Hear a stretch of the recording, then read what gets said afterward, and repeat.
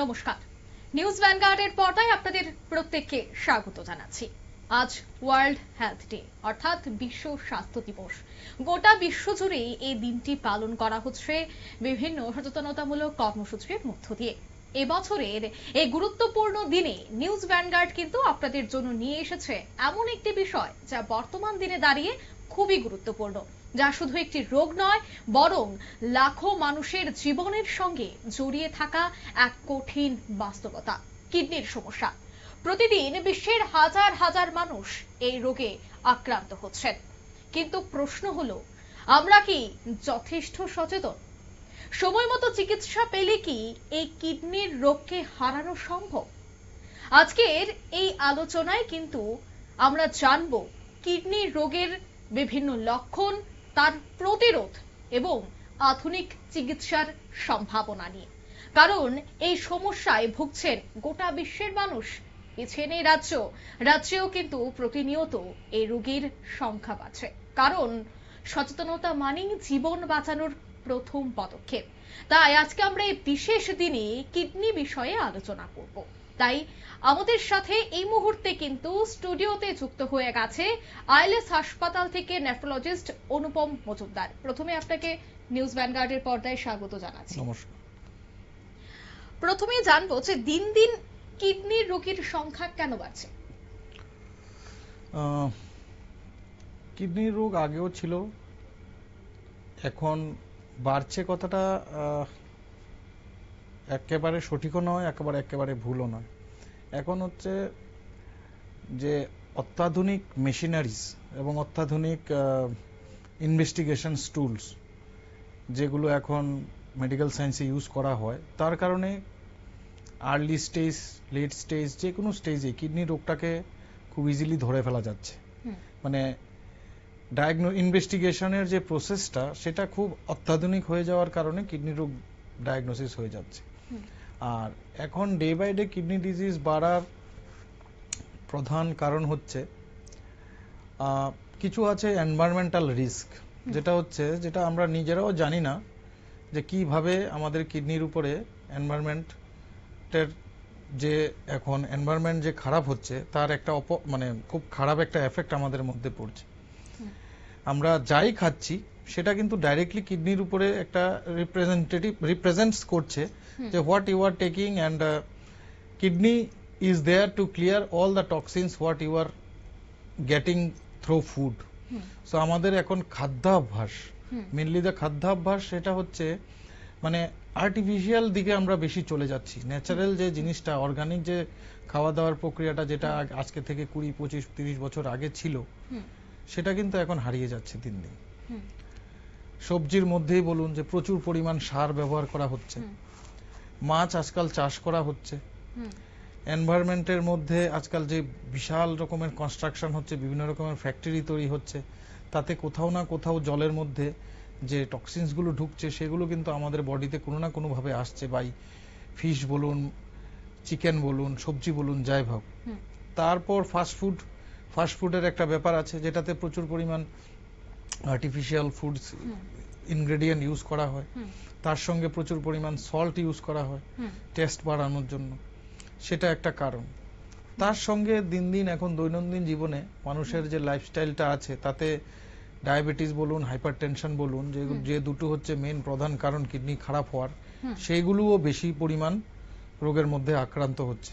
ভারতবর্ষ এখন ডায়াবেটিসের হাব, এবং ডায়াবেটিস যখন হয় পেশেন্ট কোনো না কোনো দিন হাইপারটেনশনে আক্রান্ত হয়ে যাচ্ছে। সেই দুটো ডিজিজেই মেনলি 90% কিডনি রোগের কারণ হয়ে দাঁড়ায়। সেটাকে আমরা বলি secondary effect to the kidney. রোগটা হচ্ছে ডায়াবেটিস, সেটা আপনার একটা কিডনি অর্গানকে ড্যামেজ করে দিচ্ছে। অর্থাৎ মানে যদি সুগার হয়ে থাকে সেটাকে একেবারে নরমাল না নিয়ে সেই বিষয়টার উপর কিভাবে কাজ করা বা কিভাবে সুগারকে মেইনটেইন করা সেটা দরকার, কারণ এর এফেক্টটা পড়ছে সরাসরি কিডনির উপরে। আর কোন বয়সে সবথেকে বেশি এই রোগে আক্রান্ত হচ্ছে? কিডনি একটা ওল্ড এজ রিলেটেড প্রবলেম তো বটে, কারণ বয়স বাড়লে কিডনির এফিকেসিটাও কমে, এবং সেটা কখন কমে, যখন একটা মানুষ সুস্থ অবস্থায় জন্মগ্রহণ করলো এবং ওর 16, 17, 18 বছর পর্যন্ত ওর নর্মাল কিডনি ডেভেলপমেন্ট আছে, তারপরে যদি ওর লাইফস্টাইলটা ঠিক না থাকে, লাইক আজকাল ইয়াং জেনারেশনের মধ্যে একটা প্রচলন আছে জিম করতে হবে, বডি বানাতে হবে, এক্সট্রা প্রোটিন নিতে হবে, সেই প্রোটিনটা ক্ষতিকারক। তারপর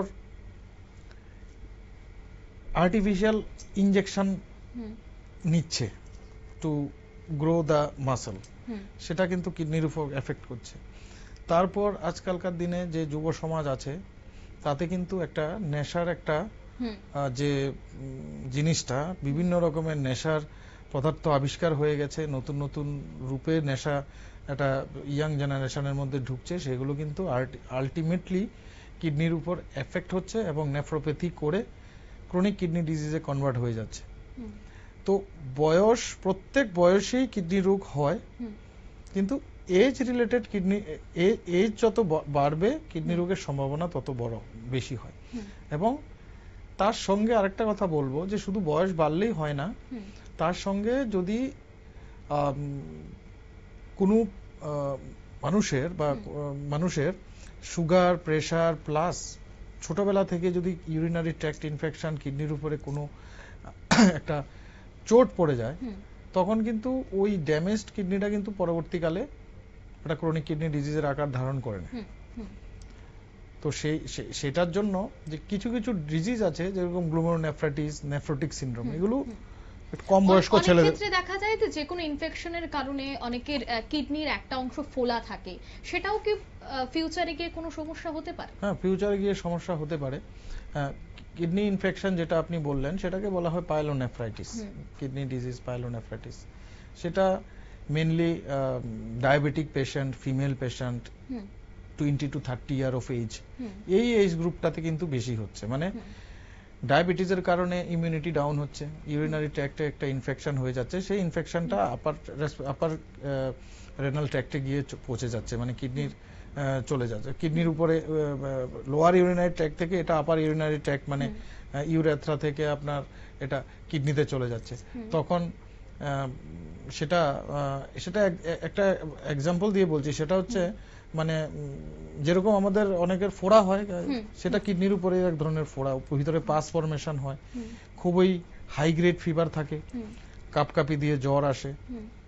সেটা যদি প্রপার টাইমে চিকিৎসা না করা হয় সেটা লাইফ থ্রেটেনিং হয়ে যায় এবং সেটা কিডনিটাকে পুরো ড্যামেজও করতে পারে এবং কিছু কিছু সময় এই কিডনিটাকে শরীর থেকে বাদও দিতে লাগতে পারে to save the life of the patient for the fear of the sepsis. অর্থাৎ ছোট ছোট বিষয়গুলিকে আমাদের নজর রাখতে হবে এবং সচেতন হতে হবে অবশ্যই। আরেকটা বায়োপসির বিষয়টা জানবো, কত বছর বয়সে বা কোন সময়ে বায়োপসি করার পরামর্শ দেওয়া হয়? বায়োপসির ব্যাপারটা হচ্ছে মানে এটা হচ্ছে মানে কিডনির রোগ নির্ণয় করার একটা পদ্ধতি। সেটা হচ্ছে যখন আমরা ইউরিনের টেস্ট করা হয়, আলট্রাসোনোগ্রাফি করা হয় এবং বিভিন্ন টেস্ট করার পরে যদি কোনো কনক্লুসিভ একটা ডায়াগনোসিসে না পৌঁছানো যায় এবং পেচ্ছাপ থেকে প্রচুর পরিমাণ ফেনার উৎপত্তি হচ্ছে, প্রোটিন বেরিয়ে যাচ্ছে, তখন বায়োপসিটা করলে একটা মানে একটা কনক্লুসিভ একটা এভিডেন্স পাওয়া যায় এবং সেই বেসিস করে কিন্তু একটা ট্রিটমেন্ট প্রোটোকল ফিট করা যায়। বায়োপসির ব্যাপারটা হচ্ছে nothing but like a soil test before doing the building construction. So a very small tissue taken from the kidney by a true cut biopsy needle, that tissue sent for some test like light microscopic test, electron microscopic test and immunofluorescence study. তিনটে জিনিস করার পরে কিডনির glomerular size, ইন্টারস্টিশিয়াম যা আছে পুরো স্ট্রাকচারের ব্যাপারে 100% একটা কনক্রিট এভিডেন্স পাওয়া যায় এবং তার উপরে ভিত্তি করে কিডনি রোগের যে চিকিৎসাটা সেটার একটা প্রোটোকল অনুযায়ী চিকিৎসাটা করা হয়। তো biopsy is a very important thing. Mainly ওদেরই করা হয় যাদের ইনকনক্লুসিভ ডায়াগনোসিস হচ্ছে না, কি কারণে কিডনি প্রবলেমটা হচ্ছে, ডায়াগনোসিস করা যাচ্ছে না, সেই তখন বায়োপসিটা কিন্তু করে নিতে হয়। এছাড়া যারাই দর্শক বন্ধুরা আমাদের টিভির ওপারে বসে রয়েছেন এবং আমাদের এই গুরুত্বপূর্ণ আজকের এই অনুষ্ঠানটি দেখছেন, অনেকের মধ্যে প্রশ্ন থাকতে পারে বা অনেকেই ক্যান্সার ফেলিয়ারে আক্রান্ত হয়েছে, তাদের মধ্যে একটা প্রশ্ন জাগে যে তাহলে কি একটি কিডনি নষ্ট হয়েছে না একটির সাথে সাথে আরো একটি কিডনিও তাতে খারাপ হচ্ছে, কারণ অনেকের মধ্যে ধারণা থাকে পচা আলুর সাথে ভালো আলু থাকলে সেটাও খারাপ হয়ে যায়। এই যে একটা মিসকমিউনিকেশন, একটা চিন্তাধারা, সেটার একটা স্পষ্টীকরণ আপনার থেকে চাইবো। না দেখুন, কিডনি রোগ দু ধরনের হয়। একটা হচ্ছে প্রাইমারি কিডনি ডিজিজ, যেটা হচ্ছে ডাইরেক্টলি কিডনি থেকে উৎপত্তি হচ্ছে, that can be happens in a single kidney. একটা সিঙ্গেল কিডনি আক্রান্ত হয়েছে।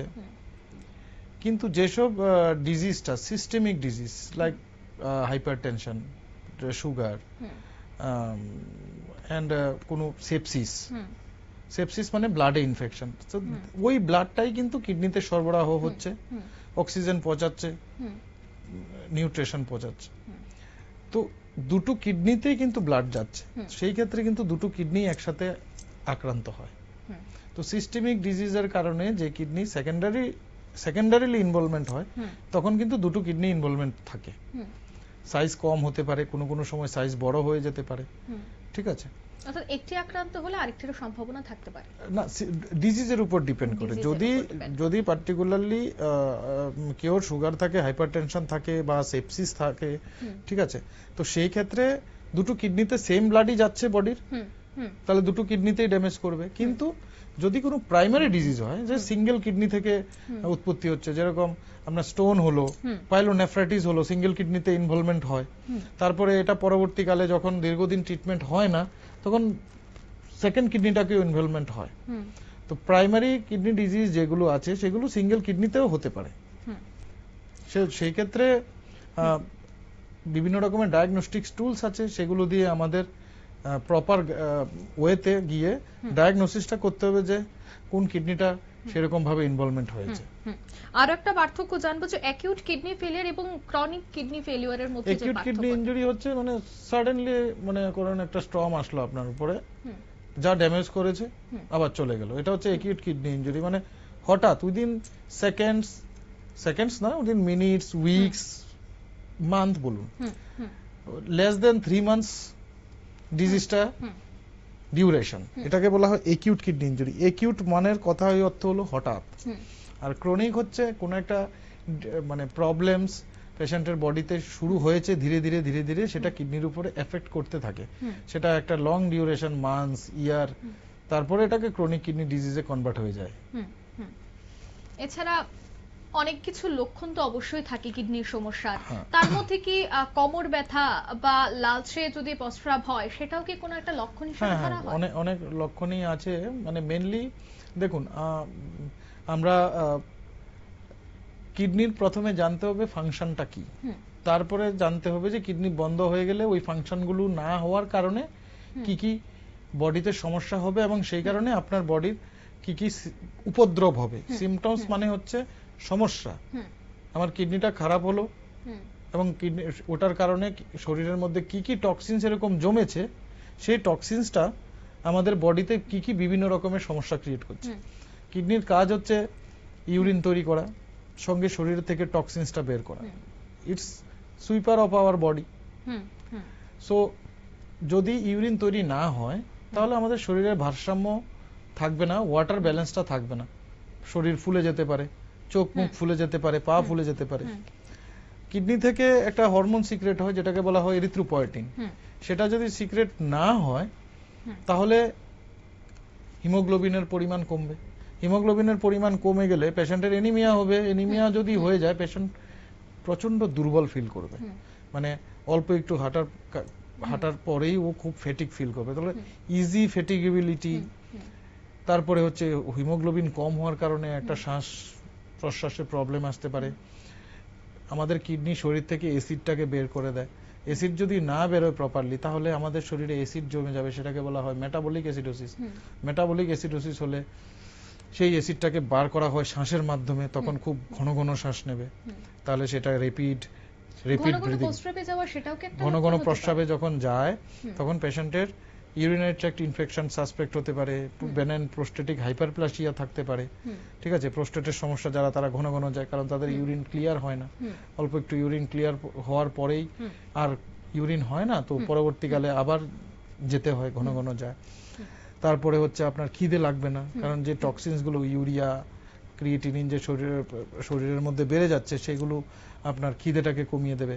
তাহলে খুব কম খাবে পেশেন্ট, দুর্বল লাগবে, সেই টক্সিনস গুলো চামড়ার নিচে জমে যাচ্ছে, তাহলে গা চুলকাবে, খেতে পারবে না, দুর্বল লাগবে। আমাদের কিডনি কিন্তু ভিটামিন ডি, ক্যালসিয়াম ব্যালেন্স করে, তাহলে হাড় কিন্তু মজবুত থাকবে না।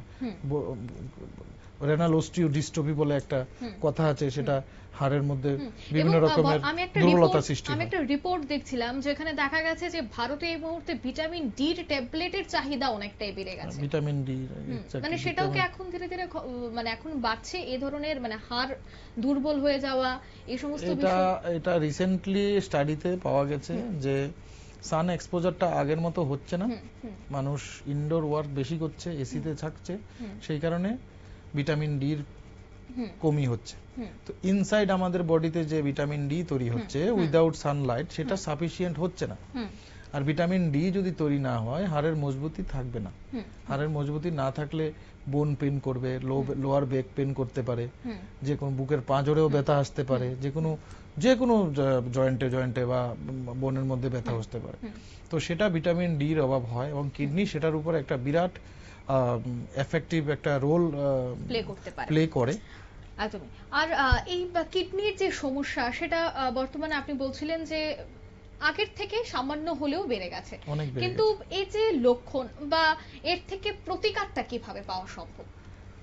প্রতিকার, দেখুন, সামগ্রিক প্রতিকার যেটা এনভায়রনমেন্টের হচ্ছে সেটা থেকে তো মুক্তি পাওয়াটা মুশকিল, এবং লাইফস্টাইল সম্পর্কেও জানবো, যেভাবে আরবানাইজেশন হচ্ছে সেটা করা মুশকিল। But to make your body healthy, আপনার নিজের কথাটা নিজের চিন্তা করতে হবে। প্রপার ওয়েতে আপনার যদি প্রপার হাইড্রেশনটা মেনটেন করা হয়, আমরা এই ডে টু ডে লাইফস্টাইলে জল খাওয়াটাই অনেকটাই ভুলে যায় মানুষ। তো জলটা যদি প্রপার টাইমে প্রপারলি খায়, মানে নেয়, সেটা কিডনিটাকে হাইড্রেট রাখে, রক্ত চলাচলটা কিডনিতে ঠিক রাখে, সেটা একটা factor. Kidney high sodium containing food যদি নেওয়া হয় তাহলে কিডনির উপরে প্রচুর প্রেসার হয়। কিডনি ওটাকে ব্যালেন্সে নিয়ে আসতে আসতে ও প্রচুর এনার্জি লুজ করে, সেই জন্য লো সোডিয়াম কন্টেনিং ফুড খাওয়াটা উচিত। প্রপার এক্সারসাইজ না করলে কিডনিতে ব্লাড সার্কুলেশন হবে না। ওয়েট ম্যানেজমেন্ট করতে লাগবে আপনার, কোনো এডিকশন থাকতে পারবে না, যেটা কারণ আপনি এডিকশন করছেন সেটা তো মুখেই করছেন বা আইভি নিচ্ছে যা, সেটা ব্লাডে যাচ্ছে, সেই ব্লাডের মধ্যেই টক্সিনটা যাচ্ছে, সেটা ক্লিয়ার করার দায়িত্ব কার? কিডনির। অন্য কিছু তো আর ক্লিয়ার করবে না, ঠিক আছে? আপনার হার্ট থেকে তো আর টক্সিনস বেরোবে না, টক্সিন বেরোবে কিডনি দিয়ে। তাহলে আপনি বেশি কাজ দিচ্ছেন কিডনিকে, তাহলে এটা আস্তে আস্তে ফেলিয়ারের দিকে যাবে। একটা লোককে প্রচুর কাজ দিলে ও হাঁপিয়ে পড়বে, তো কিডনিটাও সেরকমই হাঁপিয়ে পড়ে। এছাড়া কিডনি রোগ যদি নির্ণয় করতে হয় তবে কি কি পরীক্ষা করা প্রয়োজন? খুব বেশি কিছু নয়, একটা সিম্পল আলট্রাসোনোগ্রাফি করে দেখে নিতে হবে জন্মগত দুটো কিডনি আছে কি নেই, প্রথমে এটা জানতে হবে। তারপরে তো ওর নর্মাল সাইজ আছে কিনা। একটা আমাদের প্রত্যেকটা অর্গানের গ্রোথ কিন্তু একটা বয়সের পরে আর হয় না, মানে ধরে নিন 16 to 18 ইয়ারের পরে কিডনি ওর অ্যাডাল্ট সাইজে পৌঁছে যায়। তার নর্মাল সাইজ হচ্ছে 9 to 10, ঠিক আছে? 9 সেন্টিমিটার টু 10 সেন্টিমিটার বা 11 সেন্টিমিটার ধরে নিন। তার থেকে যদি সাইজটা ছোট থাকে তাহলে ধরে নিতে হবে যে কিডনিটা শুরু থেকেই গ্রোথটা সেরকম হয়নি। গ্রোথ হয়নি মানে কি, ওর ভেতরে নেফ্রনের যে নাম্বারটা আছে সেটা রিডিউস হয়ে গেছে। নেফ্রন হচ্ছে আমাদের মেইনলি কিডনির একটা একক ইউনিট। 10 লাখ নেফ্রন থাকে একটা কিডনিতে, 10 লাখ নেফ্রন থাকে আরেকটা কিডনিতে। তো সেই জন্য দেখবেন জন্মের পরেই বাচ্চারা যখন জন্ম হয় তখনই জিজ্ঞাসা করা হয় বডি ওয়েটটা কত হয়েছে। এটা খুব ইম্পর্টেন্ট, সবাই কিন্তু এটাই জিজ্ঞাসা করে। ছেলে হলো কিনা মেয়ে হলো এটা কেউ জিজ্ঞাসা করে না আজকাল, শুধু জিজ্ঞাসা করে ওয়েটটা কত হয়েছে। ওয়েটটা এই কারণে হচ্ছে কারণ বাচ্চার বডি ওয়েটটা নির্ধারিত হয় বিভিন্ন অর্গানের মাধ্যমে। কিন্তু তো হার্টের একটা প্রপার ওজন আছে জন্মের পরে, কিডনির একটা ওজন আছে। যদি আপনার 10 লাখ নেফ্রন যদি মায়ের পেটেই তৈরি হয়ে যায় তাহলে কিডনির সাইজটা কিন্তু প্রপারলি হয়। যদি ওজনটা কম হয় বা ইমেচিউর বেবির জন্ম হয় তাহলে ছোটবেলা থেকেই ওর কিডনিতে নেফ্রনের সংখ্যা 10 লাখের জায়গায় 8 লাখ করে থাকে। এখন যখন বয়স বাড়বে, কাজকর্ম করছে, ও অ্যাডাল্ট পজিশনে গেছে এবং 40, 50, 60 বছর বয়স হচ্ছে, তখন ওই যে কম সংখ্যক নেফ্রন মায়ের গর্ভ থেকে পেয়েছে, সেটা কিন্তু ওর সাফিসিয়েন্ট ফাংশন করতে পারবে না, তখন কিন্তু কিছুটা টক্সিনস বডিতে থেকে যাবে।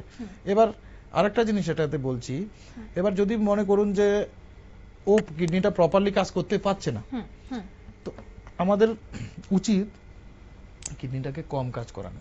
সেটা একমাত্র পারা যায় ডায়েট মেনটেনের মাধ্যমে।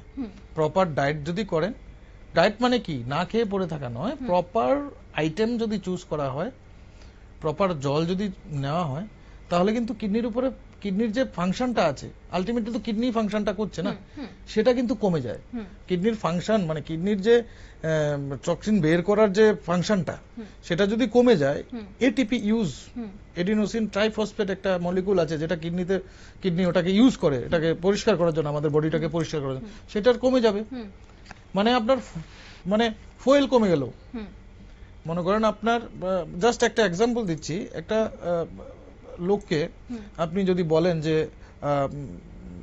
10 ঘন্টা কাজ করতে হবে, তাহলে একটা 30 বছরের ছেলে কাজ করে নিতে পারবে, কিন্তু 60 বছরের লোক কাজ করতে পারবে না।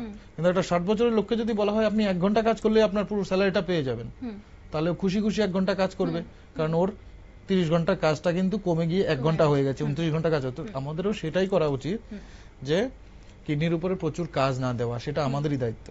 সেটা হচ্ছে ফুড আইটেমের মাধ্যমে, সল্ট কম খাওয়া, প্রপার জল ইউজ করা, একটু এক্সারসাইজ করলে ব্লাড সার্কুলেশন ভালো হয়, ঠিক আছে। তারপরে প্রাকৃতিক জিনিস, আজকাল কেন একটা ট্রেন্ড চলে আসছে, মানে organic food, organic food, organic food, organic food. তো কোনো না কোনো জায়গার মধ্যে অর্গানিক ফুডের একটা বিশাল ইম্পর্টেন্স তৈরি হয়েছে সমাজের মধ্যে।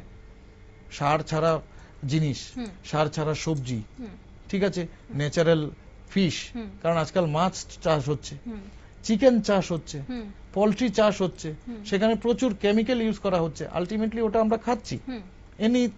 এনি রেস্টুরেন্ট বা বাড়িতে যেটাই খাচ্ছি, সেটা কিন্তু মাইক্রো লেভেলে আমাদের বডিতে ঢুকছে, এবং সেটা কিন্তু ব্লাডে চলে যাচ্ছে অ্যাবজর্ব হয়ে। তার কাজ কে করবে এটাকে পরিষ্কার? কিডনি করবে। তাহলে কিডনির উপরে কাজ এইভাবে কম করতে হবে, অর্গানিক ফুড, প্রপার ওয়েতে। আমরা বুঝাতে পারলাম তো আপনাকে ব্যাপারটা? একদমই। অর্থাৎ কিডনিকে যদি সচল রাখতে হয়, তবে অবশ্যই কিন্তু জল প্রতিনিয়ত খেতে হবে, কারণ জল যদি নিয়ম মতো না খাওয়া হয়, সেক্ষেত্রে কিন্তু কিডনির সমস্যা হতে পারে। তাই কিডনিকে যদি রেস্ট দিতে হয় বা কিডনিকে যদি সচল রাখতে হয়, তবে অবশ্যই কিন্তু জল প্রতিনিয়ত খেতে হবে এবং জাঙ্ক ফুড থেকে দূরে থাকতে হবে। এছাড়া প্যাকেট জাতীয় যে সমস্ত ফ্রুটস বা আমরা দেখতে পাই যে বিভিন্ন ফ্রুটি বিক্রি করা হয়, ফলের জুস বিক্রি করা হয় প্যাকেটজাত, সেগুলিকে না খেয়ে যা ডাবের জল বা যেগুলো প্রকৃতির দ্বারা যে সমস্ত পানীয় জল আসে বা জলজ ফলগুলি থাকে, সেগুলো পান করা, তাই হচ্ছে দেহের পক্ষে সব থেকে উপকারী এবং উপযোগী। সে কথাই কিন্তু আমরা শুনছিলাম। অন্যদিকে সুগারের বিষয়টা আমরা আলোচনা করছিলাম, কারণ সুগার থেকে সেটা কিডনিতেও এর একটা বড়সড় প্রভাব পড়ে। কত শতাংশ প্রভাব পড়তে পারে বা কতটা মারাত্মক আকার ধারণ করতে পারে সেটাও জানবো। ওটা ডিউরেশন ডিপেন্ড করে, দা ডিউরেশন, মানে ডায়াবেটিসের যে ডিউরেশন, সেটা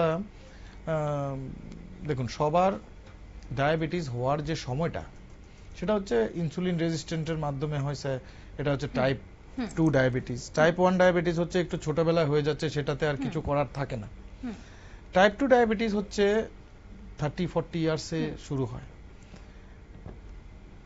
যারা প্রচুর পরিমাণ ফিজিক্যাল অ্যাক্টিভিটি করা হয়, যারা প্লেয়ার, যারা সবসময় ফিজিক্যাল অ্যাক্টিভিটি করছেন, দৌড়াচ্ছেন, জিম করছেন, তাদের কিন্তু ডায়াবেটিস এত তাড়াতাড়ি হয় না। ডায়াবেটিস হচ্ছে অনলি ইনঅ্যাক্টিভিটির কারণে হচ্ছে, প্লাস কিছু জেনেটিক ব্যাপার স্যাপারও থাকে। হ্যাঁ, আমি সেই বিষয়টাই জেনেটিক ব্যাপার স্যাপারও থাকে। মনে করুন আপনার ফ্যামিলিতে সবার ডায়াবেটিস আছে, বাবা মার ডায়াবেটিস আছে, তাহলে কিন্তু আপনি যতই ইয়ে করেন আপনার ডায়াবেটিসটা কিন্তু হয়ে যাবে। তো ওটার থেকে বাঁচার উপায় প্রতিনিয়ত পরীক্ষা নিরীক্ষা করানো, যদি ফ্যামিলিতে এই ধরনের রোগ থাকে। না, ফ্যামিলিতে যদি থাকে, যদি হয়ে গেল, তাহলে তার কিছু করার নেই। মানে প্রাইমোরডিয়াল প্রিভেনশনটা করা যাবে না, মানে রোগ হওয়ার আগেই আপনাকে ওটাকে নিয়ন্ত্রণ করে দিয়েছেন, that is called primordial control. কিন্তু না, এটা হচ্ছে আপনার সুগার হয়ে গেছে, কিন্তু ওটাকে যদি কেউ কন্ট্রোল রাখে, আগামী 40 বছর পর্যন্ত সুগার রিলেটেড কোনো কমপ্লিকেশনস হবে না।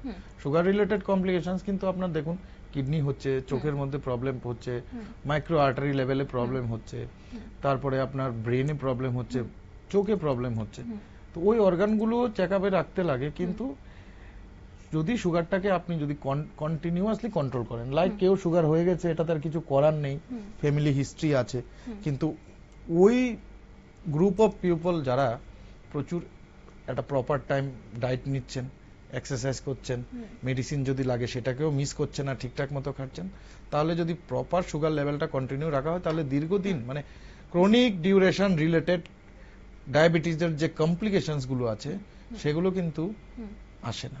সেজন্য যারা আনকন্ট্রোল ডায়াবেটিসে থাকে, আজকে মেডিসিন নিল, তারপরে অধৈর্য হয়ে ওই মেডিসিনটা বন্ধ করে দিল, তাহলে কিন্তু ওর তাড়াতাড়ি কমপ্লিকেশনস গুলো চলে আসবে। তার মধ্যে একটা কিডনি ডায়াবেটিক নেফ্রোপ্যাথি।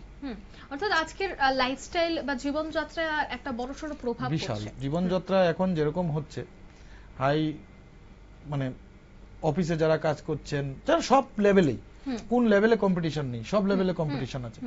কম্পিটিশনে যারা থাকছেন, যারা অফিসে যাচ্ছেন, উপরের প্রেসার, নিচের প্রেসার, বিভিন্ন রকমের প্রেসার, তাতে কি হয় আমাদের বডিতে কিন্তু একটা স্ট্রেস হরমোন রিলিজ হয়, দ্যাট ইজ কল্ড স্ট্রেস।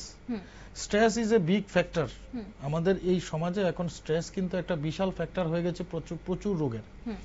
যারা স্ট্রেস রিলিভ করে নিয়েছেন তাদের অনেক রোগ কিন্তু হয় না, কারণ স্ট্রেস হওয়ার কারণে আপনি বলবেন স্ট্রেস থেকে ডাইরেক্টলি স্যার কিভাবে হচ্ছে, না, স্ট্রেস হলে কিন্তু আমাদের বডিতে স্ট্রেস কে কন্ট্রোল করার জন্য একটা হরমোন রিলিজ হয়, সেটাকে বলা হয় এপিনেফ্রিন।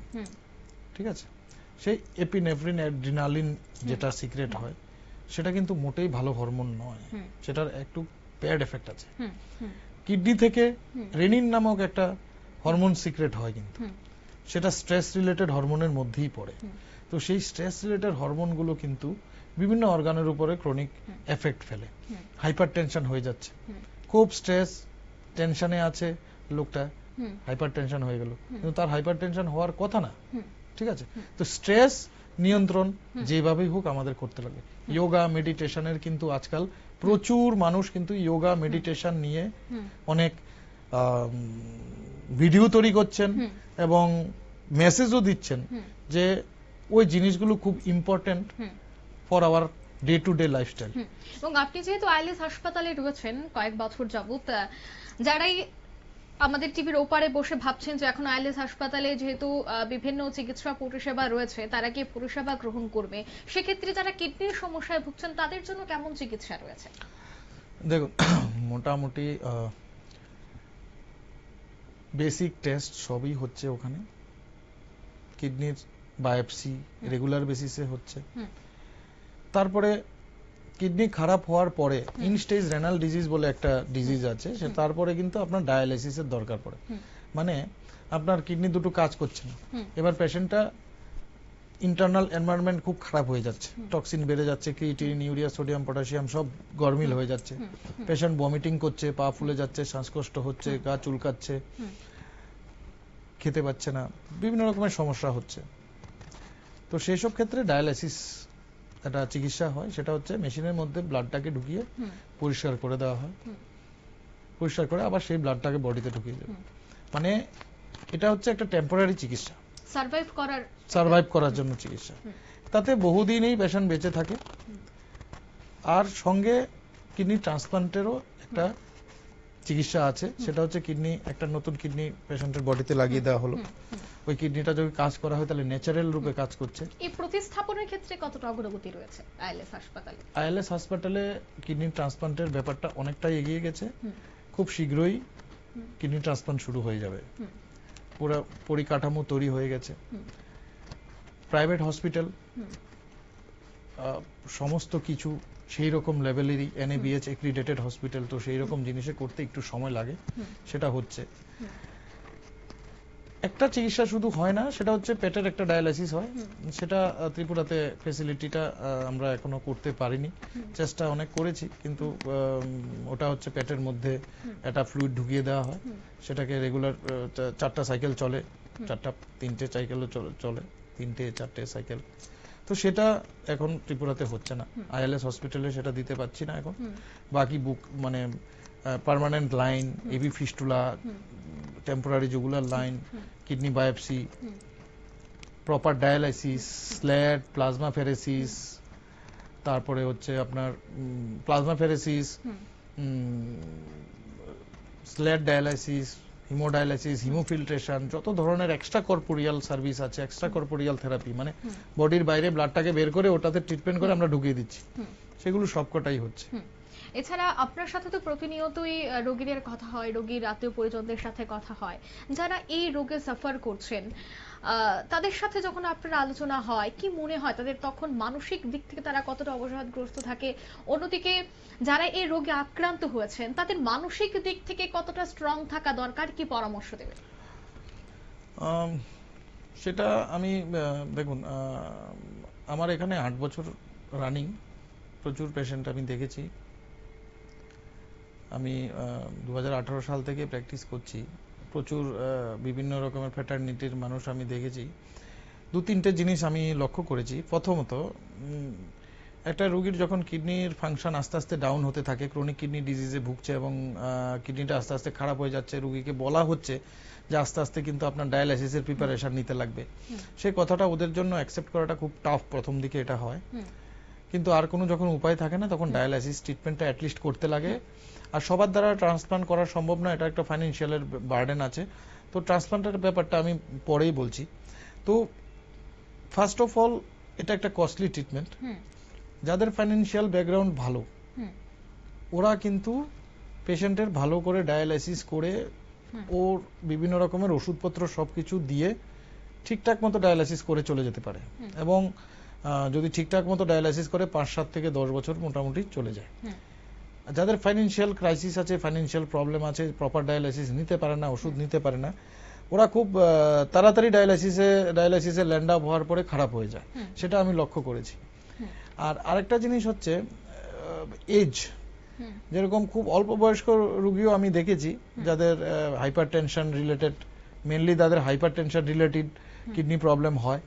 আইজিএ নেফ্রোপ্যাথি বলে একটা কন্ডিশন আছে, সেটা মোটামুটি 20 থেকে 30 বছরের মধ্যে পেশেন্টের কিডনিটাকে ড্যামেজ করে শেষ করে দিচ্ছে এবং আলটিমেটলি পেশেন্টটাকে ডায়ালাইসিসে নিয়ে যাচ্ছে। তবে একটু মানে কম বয়স যদি হয়, তাহলে সার্ভাইভালটা মনে করুন আর একটু বেশি বেড়ে যায় উইথ প্রপার ডায়ালাইসিস।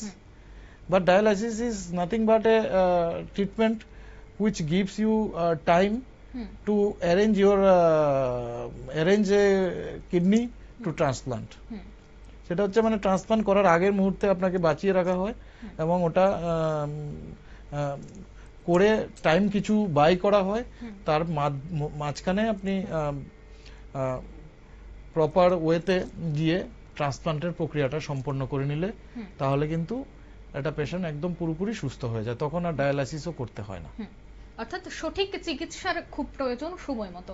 আর আজকের আমাদের এই ওয়ার্ল্ড হেলথ ডে এর বিশেষ যে আয়োজন আমরা করেছি, আজকের এই বিশেষ প্রোগ্রাম, যেখানে কিডনি কি ভয়ঙ্কর এবং তা কিভাবে এই রোগ থেকে সরে আসা সম্ভব, তার সচেতনতা, সময় মতো পরীক্ষা এবং সঠিক চিকিৎসায় কি হতে পারে, লড়াইয়ে জেতার একমাত্র পথ।